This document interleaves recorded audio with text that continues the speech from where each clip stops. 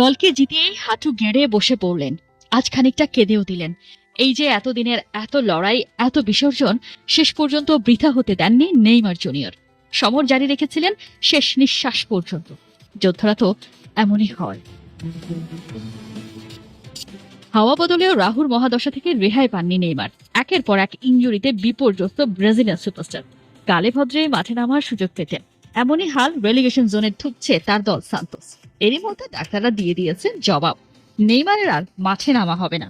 অস্বস্তি থেকে বাঁচতে করাতে হবে সার্জারি। কোথায় কি, নেইমার হাঁটলেন উল্টো পথে। দলের ঘোর বিপদে শুনলেন মনের কথা, নেমে পড়লেন মাঠে। ফিরেই করেছিলেন হ্যাট্রিক, জিতে গিয়ে লাইফলাইন পেয়েছিল সান্তোস। শেষ ম্যাচে ক্রুজেইরোর বিপক্ষে 1 পয়েন্টে গ্রিন জোনে ঢুকে যেত নেইমার বাহিনী। এমন ম্যাচে বড় জয় নিয়ে সিজন শেষ করল সান্তোস। মহা গুরুত্বপূর্ণ ম্যাচে নেইমার কোনো গোল বা অ্যাসিস্ট না করলেও রেখেছেন ইম্প্যাক্ট। শট নিয়েছেন 4টা, ড্রিবলিং, পাসিং গেমে প্রতিপক্ষের উপর চাপ বাড়িয়েছেন প্রত্যেকটা মুহূর্তে। শেষ 3 ম্যাচে 4 গোল, 1 অ্যাসিস্ট, সব মিলিয়ে ইনজুরি থেকে ফিরে নেইমার অবদান রেখেছেন 5টা গোলে।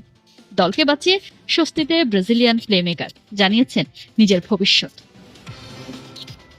আমি ঠিক এজন্যই এখানে এসেছি, যতটা পারি দলকে সাহায্য করার চেষ্টা করছি। গেল কয়েক সপ্তাহ আমার জন্য খুব কঠিন ছিল। এই সময়টা যারা পাশে ছিলেন তাদের প্রতি কৃতজ্ঞ। তারা না থাকলে আমি এই ম্যাচগুলো খেলতেই পারতাম না। এবার আমাকে বিশ্রাম নিতে হবে, তারপর হাঁটুর অস্ত্রোপচার করব।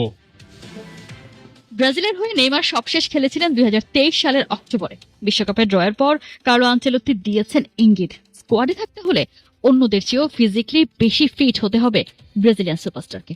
আর সেটা মার্চের মধ্যে। সম্ভাবনার এপিচ ওপিচ করেও কেউ জানে না নেইমার বিশ্বকাপে খেলবে কি খেলবে না। সমর্থকরা শুধু জানে, মনে প্রাণে বিশ্বাস করে। যে মানুষটা ক্লাবকে বাঁচাতে জান বাজি রাখেন, সে তো দেশের জন্য নির্দ্বিধায় নিতে পারেন নিঃস্ব হওয়ার ঝুঁকি।